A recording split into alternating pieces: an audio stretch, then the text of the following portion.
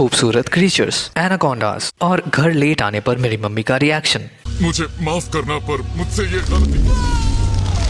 Ring of power season 2 का 4th episode भी release हो चुका है और इस एपिसोड का मेन थीम है अपने सबसे कीमती चीज को प्रोटेक्ट करना। एरेंडीर थियो को प्रोटेक्ट करने के लिए निकला है। ये विज़र्ड अपने दोस्त नॉरी और पॉपी को फाइंड आउट करना चाहता है ताकि वो इन डार्क फोर्सेस से उन्हें प्रोटेक्ट कर सके। वहीं गैलाड्रियल एल्रॉन्ड और इस रिंग को प्रोटेक्टेड रखना चाहती है क्योंकि इन्हें वो अपनी जान से भी ज्यादा कीमती समझती है, जो एक हिसाब से सही भी है क्योंकि ये रिंग्स अगर सौरॉन के हाथ लग जाते हैं तो फिर वो दुनिया को डिस्ट्रॉय कर देगा। सौरॉन अभी एरागॉन के लॉर्ड कैलिब्रिम्बोर के साथ हैं। कैलिब्रिम्बोर इस दुनिया के सबसे कमाल के इन्वेंटर हैं। उन्होंने ही इन मैजिकल रिंग्स को क्रिएट किया है। कैलिब्रिम्बोर सौरॉन का साथ दे रहे हैं क्योंकि उन्हें इस डीमन के बारे में कुछ भी पता नहीं है, तो उन्हें सौरॉन के बारे में सब कुछ बताने के लिए गैलाड्रियल और एल्रॉन्ड एक छोटी सी टुकड़ी को लेकर एरागॉन के लिए निकलते हैं। पर रास्ते में जब वो इस टूटे हुए ब्रिज को देखते हैं तब उनके पास बस 2 ही ऑप्शंस बचते हैं, उत्तरी रस्तों से जाना जो बहुत ही ज्यादा टाइम कंज्यूमिंग होगा या फिर दक्षिण के जंगलों से जाना जो बहुत ही ज्यादा रिस्की होगा क्योंकि उस जंगल में रहते हैं डार्क फोर्सेस।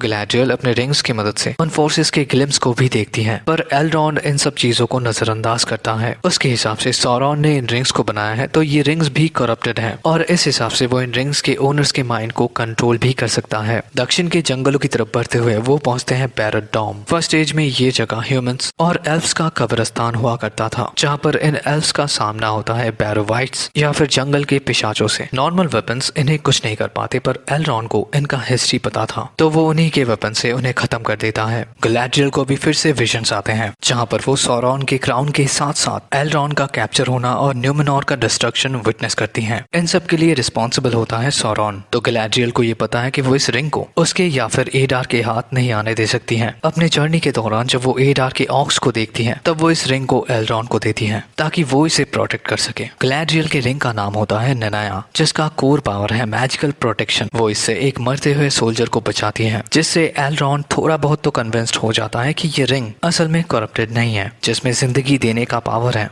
वो सौरॉन का हुक्म तो नहीं मान सकता। एल्रॉन्ड इस रिंग को लेकर चला जाता है और यहाँ पर गैलाड्रियल को एडार के सोल्जर्स कैप्चर कर लेते हैं। थियो जो एरेंडीर के लेट गर्लफ्रेंड का बेटा है उसे कैप्चर करते हैं ये बोलने वाले पेड़। ऑक्स आर्मी बहुत सारे पेड़ों को काटते हैं ताकि उन्हें मिडिल अर्थ आने का रास्ता मिल सके, पर मिडिल अर्थ के इन पेड़ों के प्रोटेक्टर्स हैं ये बोलने वाले और जलने वाले पेड़, जिन्हें कहा जाता है एंट वाइट्स। इनके हिसाब से इस सब के लिए रिस्पॉन्सिबल है ह्यूमंस। पर जब उन्हें एडार की ऑक्स आर्मी के बारे में पता चलता है तब वो थियो और बाकी के कैप्चर किए गए लोगों को छोड़ देते हैं। वैसे इस विज़र्ड के साथ भी कुछ ऐसा ही होता है। लास्ट एपिसोड में जब वो इन डार्क फोर्सेस से अपने दोस्त नॉरी और पॉपी को बचाने के लिए एक तूफान को समन करते हैं तब उससे डर कर ये डार्क विज़र्ड के मिनियंस यहाँ से भाग तो जाते हैं, पर वो तूफान नॉरी और पॉपी को कहीं पर उड़ा कर ले जाता है। अभी उस एक्सीडेंट से ये लोग सर्वाइव तो कर जाते हैं, पर इन्हें मिलते हैं स्टॉर्स जो एक टाइप के हॉबिट्स हैं। हॉबिट्स 3 तरीके के होते हैं। हार्फर्ड्स जो सबसे छोटे वाले होते हैं जैसे कि बिल्बो बैगन्स, बीच में आते हैं स्टोर्स ये लोग, और सबसे लंबे वाले हॉबिट्स को कहा जाता है फैलोहाइट्स जो थोड़े बहुत एडवेंचरस होते हैं और ये पानी के करीब रहना ज्यादा पसंद करते हैं। इन स्टोर्स का मोटिव है उस प्रॉमिस लैंड को फाइंड आउट करना जिसे कहा जाता है सूजैट, और मिडिल अर्थ के लैंग्वेज के हिसाब से सूजैट का मतलब होता है शायर। तो हाँ, इन सारे हॉबिट्स का आखिरी ठिकाना होगा शायर, जिसे हम लोग लॉर्ड ऑफ द रिंग और हॉबिट फिल्म में देख भी सकते हैं। नॉरी और पॉपी को ढूंढते हुए इस विज़र्ड को मिलते हैं टॉम बॉम्बाडिल। वो इस विज़र्ड को ट्री ट्रैप से रेस्क्यू करते हैं और फिर अपने ही घर में वो उन्हें शेल्टर भी देते हैं। पर कौन है ये टॉम बॉम्बाडिल? तो इसका आंसर वो खुद ही देते हैं। वो कहते हैं कि वो तब से इस दुनिया में एग्जिस्ट करते हैं जब नदियों में पानी नहीं था और जंगलों में पेड़ ही नहीं थे। उन्हें पहली बारिश याद है और आसमान का पहला गरजना भी याद है। वो तब से इस दुनिया में एग्जिस्ट करते हैं जब इस धरती पर शैतान का कोई नामो निशान तक नहीं था। वो ना ही कोई विलार है और ना ही कोई मायर। टॉम बॉम्बाडिल इन सबसे ऊपर है। उनके पावर का एक झलक हम लोगों को फेलोशिप ऑफ द रिंग में मिलता है जब वो फ्रेडो और उसके दोस्तों को ऐसे ही एक पेड़ से रेस्क्यू कर अपने घर ले आते हैं। तब वो एक बार इस वन रिंग को पहन कर देखते हैं। लॉर्ड ऑफ द रिंग के यूनिवर्स में ये वन रिंग सबसे पावरफुल हथियार है, ये हम सभी को पता है, पर ये वन रिंग भी उनका कुछ बिगाड़ नहीं पाता क्योंकि बॉम्बाडिल इतना ज्यादा पावरफुल है कि उनका पावर इस रिंग के पावर्स को ओवर पावर्ड कर देता है। इतना पावरफुल होने के बाद भी वो खुद को बस एक मैसेंजर कहते हैं। विज़ार्ड बॉम्बडिल से ट्रेनिंग लेना चाहते हैं, पर बॉम्बडिल कहते हैं कि ट्रेनिंग कुछ नहीं होता, ये अपने आप ही आ जाता है, बस खुद पर भरोसा होना चाहिए। बॉम्बडिल मैजिक कर पाता है क्योंकि ये उसके नेचर में है, और यही चीज वो इस विज़ार्ड को समझाते हैं। वो इस मैसेज के लिए एकदम परफेक्ट हैं क्योंकि वो एक फोर्स ऑफ नेचर है। वो ना ही बुराई के साथ हैं और ना ही अच्छाई के साथ, वो सिर्फ क्रिएशन के सपोर्ट में है। इस विज़ार्ड का फेट है सौरॉन और डार्क विज़ार्ड से फाइट करना। डार्कनेस धीरे धीरे पावरफुल बनता जा रहा है, तो ये अभी इस विज़ार्ड के ऊपर है कि वो किस तरीके से और किन लोगों को लेकर उस डार्कनेस के अगेंस्ट लड़ेगा। और सिर्फ इसी मैसेज के लिए बॉम्बडिल मिडिल अर्थ पर है। वैसे क्या किसी को आइडिया है ये विज़ार्ड कौन है? कमेंट में जरूर बताना, और मिलते हैं आपसे अगले वीडियो में। Till then take care and peace out.